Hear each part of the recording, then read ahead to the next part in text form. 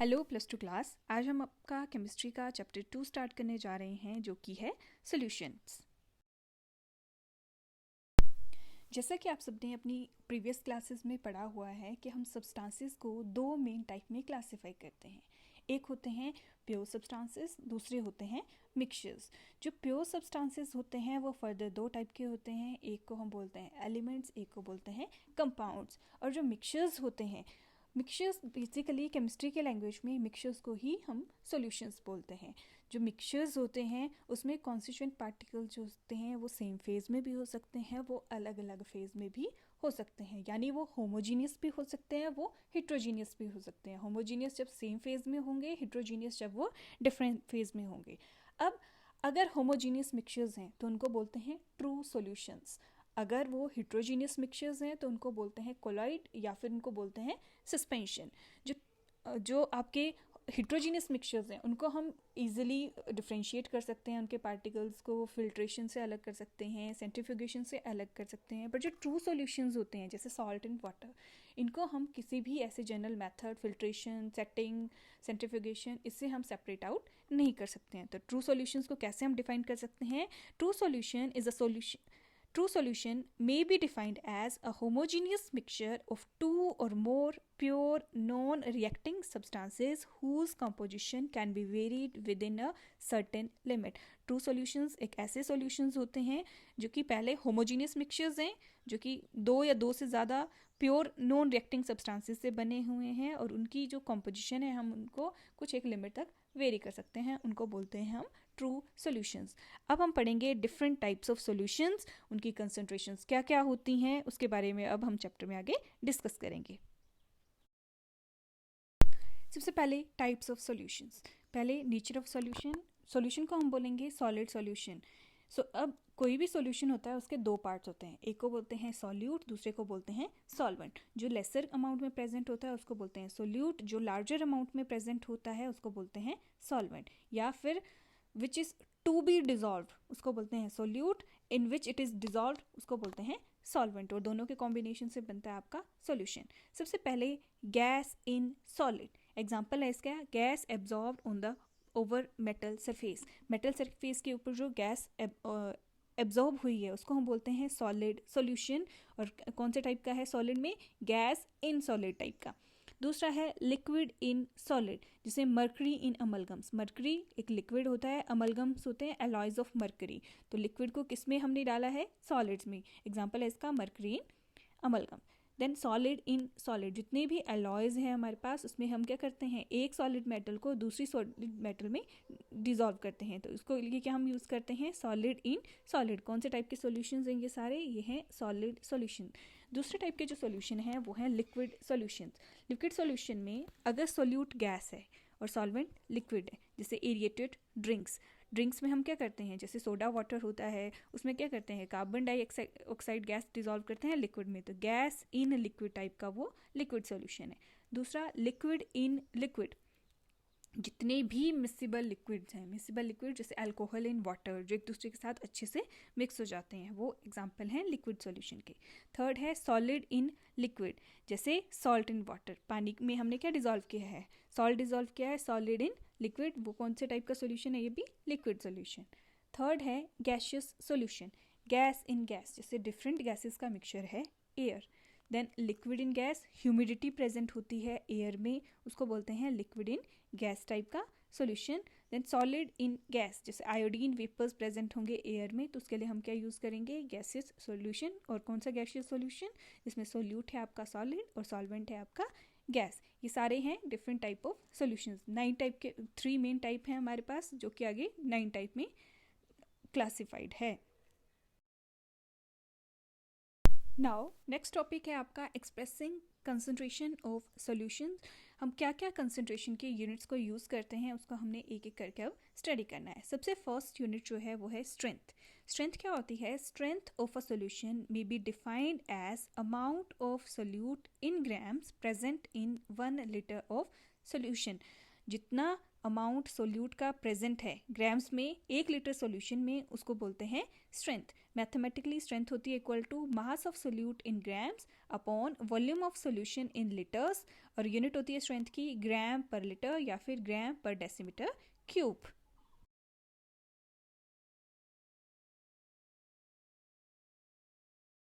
For example, if 4 grams of a solute are dissolved in 250 ml of a solution, then strength will be equal to, strength क्या बोला मैंने, mass of solute in grams। यहाँ पे solute का जो mass दे के रखा है वो दिया है 4 ग्राम upon volume of solution in litres. Volume of solution दिया है 250 ml। पहली बात ये ml में दिया है तो इसको हम किस में कन्वर्ट करेंगे, इसको हम कन्वर्ट करेंगे इनटू लीटर्स। तो ये आ गया 4 ग्राम अपॉन 250 डिवाइडेड बाय 1000। इसको हमने किस में कन्वर्ट कर दिया, लीटर्स में। हम इसको कैलकुलेट करेंगे तो it will come out to be 16 gram per litre. ये आ गई स्ट्रेंथ। इस तरह से हम किसी भी सॉल्यूशन की स्ट्रेंथ को फाइंड कर सकते हैं।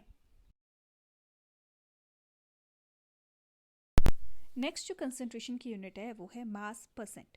मास परसेंट क्या होती है, it may be defined as the number of parts by mass of one component per 100 parts by mass of the solution.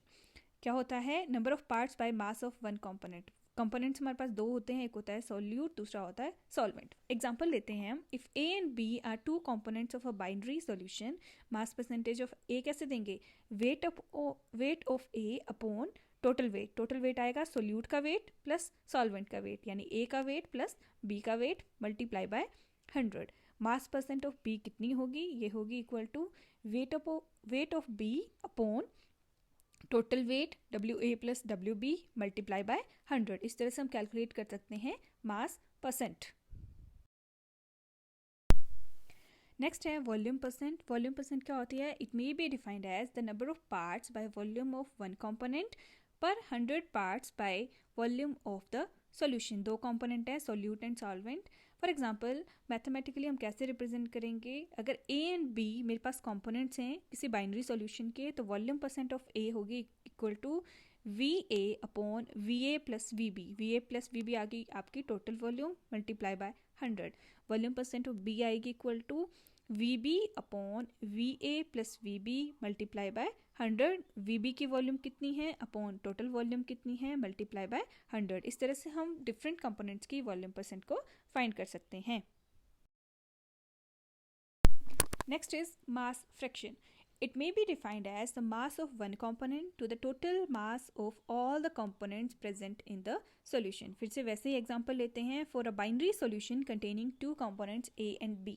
अगर दो components मेरे पास हैं A and B, तो mass fraction of A will be equal to weight of A upon total weight of A and B।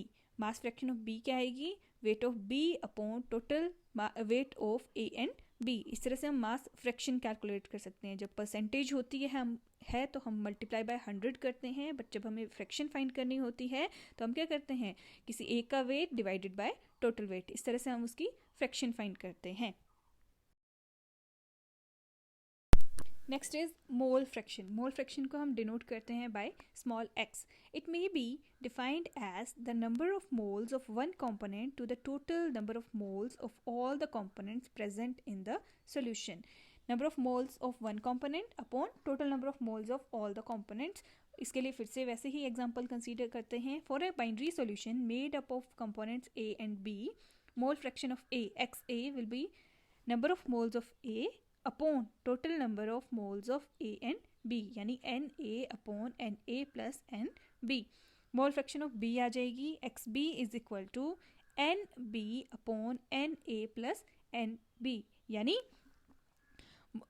Number of moles of B upon total number of moles of A and B.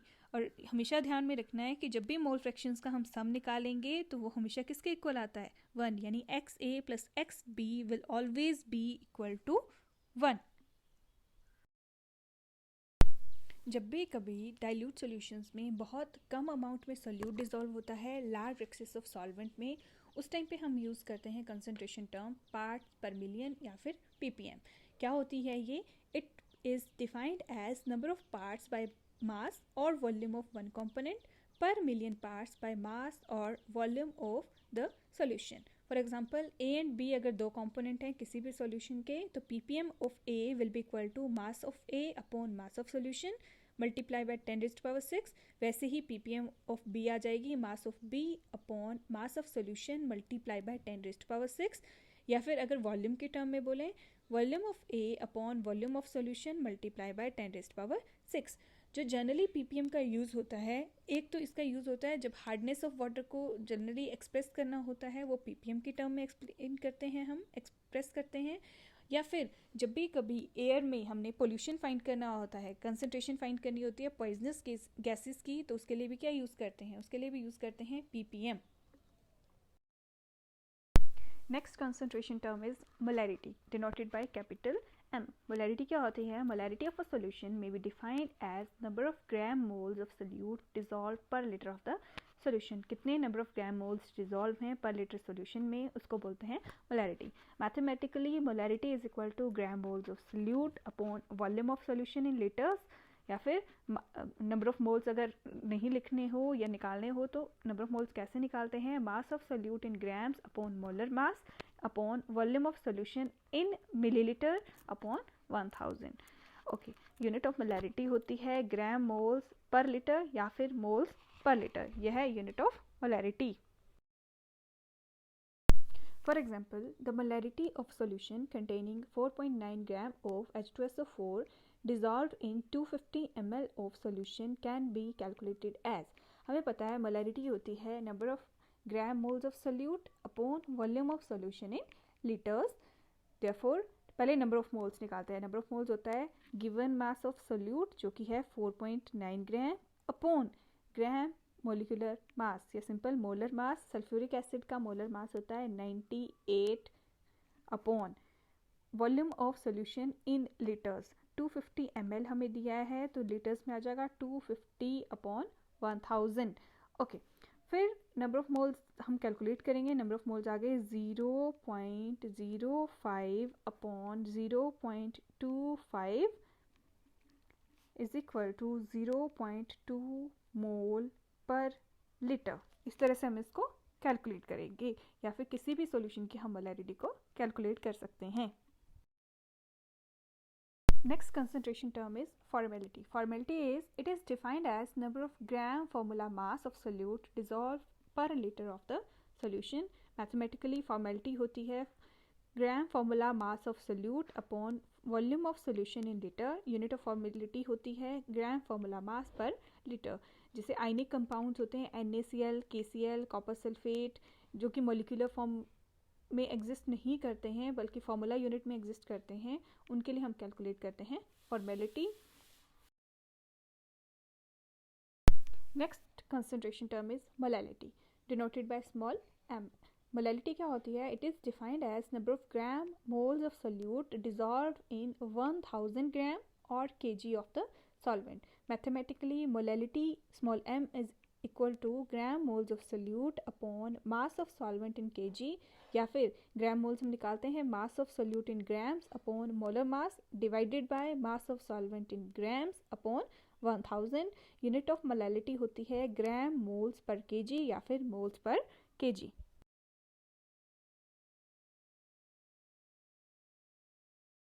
For example, the molality of a solution containing 5.3 gram of anhydrous Na2CO3 in 200 gram of water can be calculated as. molality होती है gram moles of solute upon mass of solvent in kg. gram moles हम निकालते हैं mass of solute in grams, जो यहाँ पे कितना है 5.3 gram upon molar mass. Molar mass Na2CO3 का अगर आप कैलकुलेट करोगे ये आएगा 106 ग्राम पर मोल. फिर upon mass of solvent in KG. Mass of solvent हमें ग्राम्स में दिया है तो हम केजी में कैलकुलेट करने के लिए करेंगे 200 ग्राम अपॉन 1000. तो नंबर ऑफ मोल्स अगर हम कैलकुलेट करेंगे ये आ जाएंगे 0.05 मोल और मास आ जाएगा 0.2 केजी. तो मोलैलिटी क्या आ गई हमारे पास 0.25 मोल पर केजी. इस तरह से हम डिफरेंट सब्सटेंसेस की कंपाउंड्स की मोलैलिटी फाइंड कर सकते हैं. Next topic, difference between molarity and molality. In molarity, the volume of solution is considered, whereas in molality, the mass of solvent is taken into account. Molarity होती है हमारी number of gram moles per liter of the solution और molality होती है number of grams of solute in per kg of the solvent. तो molarity में हम volume of solution को कंसीडर करते हैं और मोलैलिटी में हम मास ऑफ सॉल्वेंट को कंसीडर करते हैं. Molarity of a solution changes with temperature whereas molality does not, क्योंकि जो मोलैरिटी है वो वॉल्यूम पे डिपेंड करती है और वॉल्यूम टेम्परेचर के साथ चेंज करता है, इसलिए मोलैरिटी जो होती है वो टेम्परेचर के साथ चेंज कर जाती है, जबकि मास पे टेम्परेचर का कोई इफेक्ट नहीं होता है, इसलिए मोलैलिटी जो होती है वो टेम्परेचर के साथ चेंज नहीं करती है. अब आपके लिए क्वेश्चन है जो आपने खुद फाइंड करना है, why molality is preferred over molarity. इसको आपने खुद ट्राई करना है क्वेश्चन को. The last concentration term is normality, denoted by capital N. It may be defined as number of gram equivalents of solute dissolved per liter of solution. Mathematically, normality होती है gram equivalents of solute upon volume of solution in liters. अब gram equivalent of solute कैसे निकालते हैं? gram equivalent of solute होता है mass of solute in grams upon equivalent mass divided by volume of solution. अगर millilitre में होगी तो डिवाइडेड बाय कर देंगे उसको 1000. यूनिट ऑफ नॉर्मेलिटी होती है ग्राम इक्विवेलेंट्स पर लीटर या तो फिर इक्विवेलेंट्स पर लीटर. नेक्स्ट हम किसी भी चीज़ का इक्विवेलेंट मास किस तरह से फाइंड कर सकते हैं. फॉर एग्जांपल हमारे पास है इक्विवेलेंट मास ऑफ एसिड. अगर हमें एसिड का इक्विवेलेंट मास निकालना है वो होता है equal to molar mass of acid upon its basicity. Basicity का मतलब क्या होता है? Number of replaceable H positive ions. वैसे बेस के केस में क्या होगा? Molar mass of base upon acidity. Acidity का मतलब उसके पास कितने number of replaceable OH negative ions present हैं. अब मैं आपको एक एग्जांपल देके बताती हूँ एसिड के केस में कि किस तरह हम उसका इक्विवेलेंट मास फाइंड करेंगे. अब हमारे पास एक एसिड है HCl. HCl का मोलर मास होता है 36.5 और इसके पास हाइड्रोजन कितने हैं? Number of replaceable 1. तो इसका इक्विवेलेंट मास आएगा 36.5 अपॉन 1 यानी 36.5, यानी इसका इक्विवेलेंट मास और मोलर मास क्या होंगे? दोनों इक्वल होंगे. बट दूसरा एसिड है H2SO4. H2SO4 इसका जो मोलर मास होता है वो होता है 98 और इसके पास 2 रिप्लेसेबल हाइड्रोजन हैं तो डिवाइडेड बाय हो जाएगा 2, यानी इसका इक्विवेलेंट मास कितना आया? 49. मोलर मास था 98 बट इक्विवेलेंट मास कितना आया? 49. ज़रूरी नहीं है कि जिसके पास फॉर्मूला में जितने हाइड्रोजन दिए हों उतनी ही उसकी बेसिसिटी होती है. जैसे H3PO3 फॉर्मूला में इसके पास 3 हाइड्रोजन है रिप्लेसेबल देखने को, बट इन रियल में इसके पास 2 ही रिप्लेसेबल हाइड्रोजन होते हैं. क्यों होते हैं वो लेटर ऑन हम पी ब्लॉक एलिमेंट्स में सीखेंगे. Okay, that's for example normality of a solution containing 0.74 gram of calcium hydroxide dissolved in 200 ml of a solution can be calculated as equivalent mass of calcium hydroxide होता है molar mass upon acidity. Molar mass होता है इसका 74 upon acidity होती है इसकी 2 replaceable इसके पास hydroxide हैं. तो आ गया हमारे पास इक्विवेलेंट मास कितना? 37 gram per equivalent. Okay, now normality. Normality होगी number of gram equivalents that 0.74 gram upon 37 gram per equivalents divided by 200, क्योंकि ml में है तो 200 ml डिवाइडेड बाय 1000 यह आ जाएगा 0.1 इक्विवेलेंट पर लीटर. इस तरह से हम किसी भी सब्सटेंस की नॉर्मेलिटी को फाइंड कर सकते हैं. That's all for today. हमने सारी कंसंट्रेशन टर्म को एक्सप्लेन कर दिया है, डिस्कस कर लिया है. बाकी हम चैप्टर में नेक्स्ट लेक्चर में पढ़ेंगे. Thank you.